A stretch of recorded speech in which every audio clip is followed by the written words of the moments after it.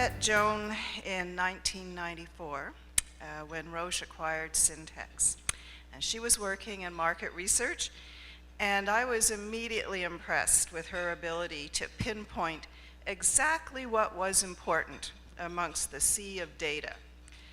Joan moved on to increasingly challenging responsibilities in the company as product manager for products to treat Parkinson's disease and cystic fibrosis and cardiovascular. But I must mention two products that really demonstrated Joan's unique and sometimes unorthodox approach to solving challenging marketing problems. First one was Tamiflu. Roche Canada's president at the time, John Melville, put Joan in charge of the Tamiflu team, and I was a member of this team as well. And he said to her, quote, "Get this approved in 180 days. Well, discussions with her team members did not support the idea that this was feasible. And it was said, this has never been done before, it's unheard of. So Joan returned to John and informed him about this.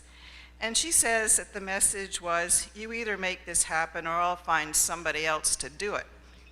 So the story has a happy ending, thanks to Joan's can-do spirit.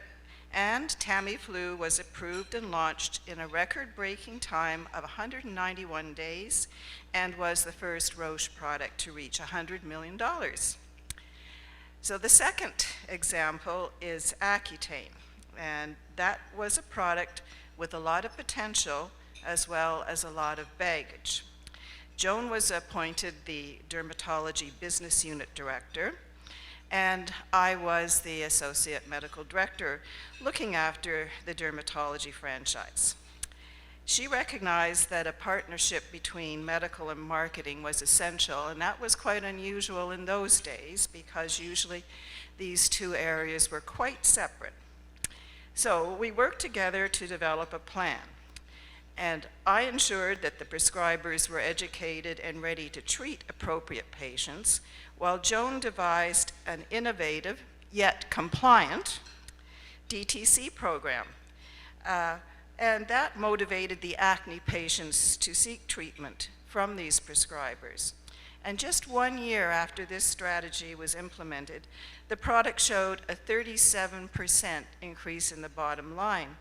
But that wasn't the most important thing, obviously. The most important thing was that patients with disfiguring acne finally were getting the right treatment, thanks to Joan.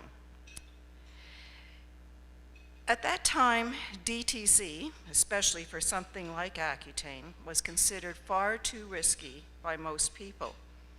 But Joan never shied away from tackling tough problems, and she often took the road less traveled to a successful conclusion. In 2004, Joan joined Barrier Therapeutics as head of the Canadian division and vice president of business development. And in 2005, I also joined Barrier. Dr. Geert Kouwenberg, the founder of Barrier, a former senior VP of J&J, and the protege of Dr. Paul Janssen of Janssen Therapeutics, has sent the following message to me about Joan, and I'm quoting. He said, "Joan is a uniquely talented person, both in private and as a professional. Smart, witty, strategic thinker, but without forgetting the practicalities of implementation of her strategy. With minimal tools, she was able in 18 months to build the Canadian organization from the ground up and license and launch 3 products. In 2013, Joan joined Chyphya and is now the president of Chyphya Canada. And in January 2015, I joined Chyphya. Are you beginning to see a pattern here? So reflecting on this award, it brought to mind my school days. I attended a notorious school for incorrigible young ladies here in Toronto. And every year at the annual award ceremonies, there was a tiger hunt prize. Rest assured that this was not to encourage big game hunters. In this situation, the tigers were hunting the girls. So imagine yourself lost in the middle of the world's deepest, darkest jungle, surrounded by girl-eating tigers and venomous serpents. Who will you pick to lead you through the dangerous forest to safe harbor? In my opinion, that girl is Joan. Innovative, brave, a calculated risk taker, a girl you can trust to make things happen, and it's my pleasure to present this award to Joan. Well, thank you, Lynn. Unorthodox. That usually means contrary to what's usual, traditional, even what's generally accepted. I think she said path less traveled. Who doesn't take the path less traveled? It's way more fun and it's a lot more bumps in the road. But she's right. I probably am a little bit unorthodox in the way I've done things. But honestly, if I always did what was expected, I probably wouldn't be here today. I've always been like that. I've felt constrained by rules my whole life. My parents would go crazy because all I did was ask questions. Why? Why do we have to do it that way? Why do they make me do that? It makes no sense. Even my kids used to get mad at me when they were little. I remember doing a math problem with my youngest daughter. It was long division. She was struggling. I said, well, you know, there's more than one way to do this. Do this, do this, do this. Everything's changed since we did math. She said, thanks, Mom. Well, which way should I go? And I said, well, whatever makes you most comfortable to do. I'm thinking, I'm a good parent. Off she goes to school and comes back, slams the thing on the table and says, thanks for nothing, Mom. I said, what? She says, well, I didn't do well on my test. I said, well, what happened? She goes, well, I got all the answers right. And I said, well, that's a good thing. And she goes, I only got half the marks. And I said, well, why is that? And she said, because the teacher told me this is not the way it's done. And I said, did you ask her why? And she goes, no, I didn't. And she just stomped out. So that's me. My dad thought I should be a lawyer. I wanted to be Jacques Cousteau, which sounds kind of irrelevant, but I've always been a voracious reader. Not of what you'd expect, business publications and self-help books, but adventure, historical, military, spy novels. And I guess the relevance here is that, you know, a lot of what Lynn talks about is not necessarily about a formal education. That helps. But it's more about the ability to take, you know, a vivid imagination, keep an open mind. And when you combine that with a group of people that has the freedom to do what they need to do, sometimes you come up with really awesome things. But most importantly, I think you have to really believe in yourself and what you can do. Now, most people are not born this way, and generally there's a time in your career that's sort of the turning point. And I think one of the examples that Lynn had was that turning point for me. And maybe not for the reasons you might think, but that would have been the launch of Tamiflu. I was young, I was terrified of, you know, the president, and oh my God, I'm going to lose my job, or if I fail. And fear is a powerful motivator. But I think probably, you know, after we accomplished what we set out to do, I think I realized a very important business lesson, and that's you can believe in yourself, you can believe in what you can do, but you can't make other people take that path just by your sheer will. And I have a lot of will, but I realized that it wasn't going to happen just because I wanted it to. So we made it happen, but it's another example of, you know, you have to make other people believe, you have to help them understand that things can be done another way, and then you can make great things happen.